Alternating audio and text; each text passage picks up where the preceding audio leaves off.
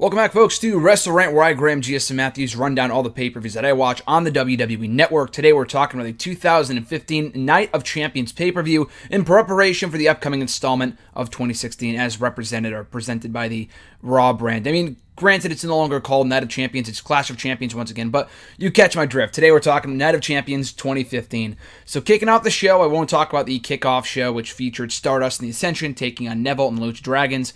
Fine little match that's on the network itself or YouTube, whatever, if you want to watch it. But we're just solely talking about the main card of the pay-per-view here today. Opening the event for the Intercontinental Championship, Kevin Owens taking on Ryback, the then IC champion. And actually a really, really good match. I included this match on my list of top 5 Ryback matches in WWE after he had left WWE just last month. And I thought this was one of Ryback's better matches, probably in his entire WWE career, hence why I included it on the list. I mean, which really should come as no surprise, considering his opponent was Kevin Owens, who at that time was on absolute fire, as he is right now too. But I mean, coming off the great matches with John Cena, with Cesaro at over the course of the summer of 2015, it was only logical to put the championship on him. Ryback didn't really have that great of a reign as IC champion. He was booked fairly well. He didn't lose that often. So that was one of the positives of putting the championship on Ryback. But it was time to get that belt on someone a lot hotter at that time, and that was Kevin Owens. So a really good, very a big man style matchup, but not like Great Khali versus Kane big man style match. I'm talking about like very hard hitting physical match where Kevin Owens in the end with a rake of the ice to Ryback, rolling him up to win his premier Intercontinental Championship, and a great way to kick off the night. After that, in the feud that just would not die, Dolph Ziggler versus Rusev, and at the very least, their matches were pretty good. Ziggler and Rusev had decent to good matches together. I mean, the feud was absolutely abysmal. By this point, Lana had been injured, I think, so it was only Summer Rae in the corner of Rusev. Dolph Ziggler had given her, I think, jewelry or something like that. I forgot what it was. So the whole thing was whether he would or she would turn on Rusev to join Dolph Ziggler, maybe do a double turn, which is what I was hoping for. Unfortunately, that was not the case here. What was more even memorable than the match itself was the fact that Dolph Ziggler had Lana's face spray painted on his tights right in front of his crotch. So that was probably more memorable than the match itself. But Ziggler won after Summer Rae inadvertently interfered and cost Rusev the match. So a sad continuation of the feud, but still a decent match nevertheless. After that, for the WWE Tag Team titles, the Dudley Boys taking on the then champions, The New Day. And an alright match, pretty decent. I mean, I never really thought the Dudley Boys and New Day had great chemistry, which is weird. I mean, the matches were never bad. Their matches here, Hell in the Cell, which I'll talk about next month. The match at the MSG special a few weeks later. All the matches were pretty decent, but none of them were, great. And I figured at this point they wouldn't put the belts on the... I figured if anything, they would hold off until Hell in the Cell to put the championships on Dudley Boys, and the New Day had just won the titles at SummerSlam, so I figured we weren't getting a title change here anyway. So the non-finish wasn't really that surprising / shocking or disappointing, whatever. It was alright.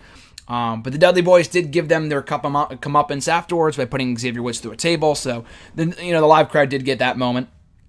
After that, we had for the Divas Championship, Charlotte contending for the gold against Nikki Bella in a rematch from Raw days earlier. So if you can recall, this is only a year ago. It's not going back years here, but so only days prior to the pay-per-view did Nikki Bella have her title reign at stake, her longest reigning title reign, her record-setting title reign. Excuse me, that's a botch there. That's a tongue twister. Record-setting title reign on Raw at stake in a match with Charlotte, and the match ended to be a DQ. But instead of restarting the match, they set up a rematch for the pay-per-view, which was the exact opposite of what you would expect, but it was what it was. So anyway, the match was pretty good. I mean, easily one of the better women's matches on the main roster by that point. I mean, up until this year, we've had a slew of great women's matches over the course of 2016 on the main roster. But by this point, in late 2015, this was one of the better main roster women's matches we have seen in quite some time. So really good stuff here. Charlotte was selling, I think it was this match, not Hell in the Cell, where she was selling like a leg injury, but then she bounced back and won the belt anyway, which was a bit weird. But still, Charlotte, the new Divas champion, in a great moment. Had Nikki Bella been counted out or disqualified, she would have lost the championship, so they had that going for him. But despite that stipulation, members of Team Bella and Team Paige, or Team PCV, whatever the fuck it was called, were still at ringside anyway. Why? Why was that the case? It was a good match, but if you want to throw out the idea that we're going to have interference in these matches, then why the fuck were they still at ringside? That aside, it was a good match, a welcome title change that really only went to show that the only purpose that Nikki Bella held that championship for so long was because they wanted her to break the record of AJ Lee. Whatever. So after that, we had the Wyatt family versus Roman Reigns, Dean Ambrose, and a mystery third partner. Rumors had run rampant for weeks. Who was it going to be? Randy Orton, maybe one of the members of the Usos who was not injured. It ended up being Chris Jericho, a pleasant little surprise. I did not read the spoiler online prior to the pay-per-view, so I had no idea it was going to be Y2J, so I was pleasantly surprised to find out it was Jericho on the pay-per-view. But yeah, good match. I thought it was all right. The Wyatt family obviously have history with Chris Jericho. Maybe not Braun Strowman specifically. He was a newly added member to the Wyatt family at that point in time. But still a good match. Jericho looked good here in a solid six-man tag team match. The heels going over with Braun Strowman executing the bear hug on Jericho to score the victory. So Jericho puts over the heel duo, or the heel trio rather, in a good match. Afterwards, Roman Reigns and Dean Ambrose confront Jericho, like what the fuck went on, like what happened, and then Jericho just kind of walks off, giving the cold shoulder to Dean Ambrose on the way out, planting the seeds for their future feud in the spring of 2016. I think the original plan was to do Ambrose and Jericho at WrestleMania, from what I've heard, but because AJ came in and he performed so well and they had a great match on Raw, that ended up becoming the new direction for Dean Ambrose, or rather for Chris Jericho going to WrestleMania, and Ambrose was paired with Brock Lesnar, which I think ended up working out for the better. But still, good match there. The right people went over. And in our back-to-back main event, so Seth Rollins as the simultaneous United States and WWE World Heavyweight Champion had to defend both of his championships on this show, considering it was a Night of Champions. So I like that little stipulation there. The first of the two main events, Seth Rollins defending the United States Championship against Dean Ambrose, or rather against John Cena, in a really, really good match, as only they were capable of. I mean, their SummerSlam match, I would still say, is the best match they've ever had against each other over the course of the past 2 to 3 years, but still a really, really good match. Cena, in the end, beating Rollins clean with the AA to win the U.S. Championship. So I was fine with Cena winning back the belt. I was okay with that, but I thought it was a bit weird that he won clean, considering that he had to defend against Sting up next. So that was a bit weird. And then, when Rollins tried to take off, he delivered another AA to Rollins after the match on the floor. So that was, making Cena out to look like a great role model to kids, I guess. But anyway, John Cena, the new United States Champion, setting the stage for the main event for the WWE World Heavyweight Championship. Seth Rollins defending against Sting in a pretty good match. Honestly, I wouldn't go so far as to say it was one of the best bouts of the year or anything, but Sting really held his own. And I thought the WrestleMania match with Triple H was entertaining. It was not great by any means, but it was entertaining for what it was. I thought this match was more of a wrestling match.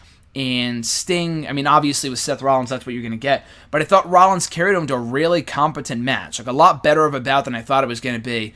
Just because Sting at 50 fucking whatever the hell he was at that point, late 50s, you're not going to get a real instant classic out of Sting. But I thought Rollins tried the best he could. Sting held his own, and they had a really good match. And I thought you really couldn't tell that Sting was limited or weak or whatever. I thought he looked really good here. He did take a lot of unnecessary bumps, though. He took one back body drop, or got shoved through a table at ringside by Seth Rollins, and his head bounced off one of the monitors, it looked like. So that was a scary spot that really did not need to happen. And that wasn't what did Sting in. What did Sting in was the power bombs, I guess you can call them, or whatever it was, from Seth Rollins into the turnbuckle power bombs. Both times injuring Sting to the point where he was almost incapacitated, and he could barely finish the match. Watching it back, it wasn't as obvious that Sting was hurt. It did look like it was part of the storyline. It just looked like he was selling, so props to Sting for continuing the contest. I don't know if it was going to go longer than that. The match was only 15 minutes, shorter than the U.S. title match, so I don't know if it was going to go longer or what, but you got to give the guy props. He looked good here in the final few minutes. The Scorpion Deathlock looked atrocious, but again, you can't blame the guy. He was pretty much unconscious at that point.